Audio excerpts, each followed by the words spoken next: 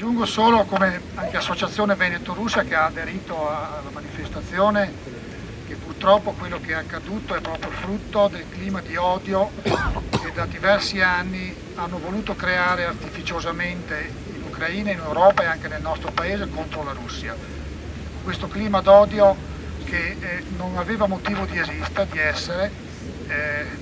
Francesca ha ricordato appunto che sono molti soldati ucraini giovani che vanno a morire, ma non per il bene del popolo ucraino, ma per questa oligarchia che fa capo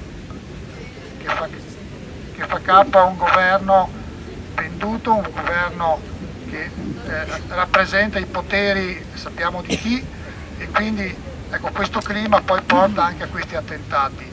Ecco, quello di dire sempre colpa della Russia, noi dobbiamo dire no, non è colpa della Russia ha tutte le sue ragioni e queste ragioni noi le difendiamo anche qui in Italia in tutte le occasioni possibili, ecco, le difendiamo contro quella che è la falsità e la propaganda, le menzogne che continuano a raccontare certi giornali, no, come La Stampa o altri che arrivano a ipotizzare che il massacro l'ha organizzato Putin per dare la colpa agli ucraini. Siamo al ridicolo, ecco, e contro questa propaganda falsa dobbiamo manifestare e tenere alta invece la verità.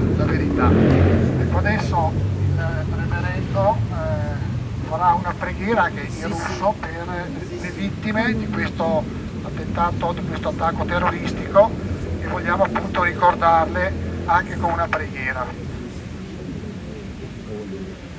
Во блаженном успении вечный покой подашь, Господи, усопшим рабом Твоим, и сотвори вечную память, вечная память,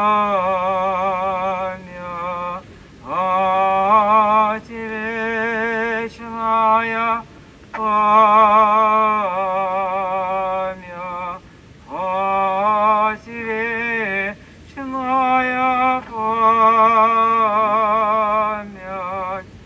души их во благих водворявого Отца, и памяти в ровот и род, святый Боже, святый крепкий, святый бессмертный, помилуй нас.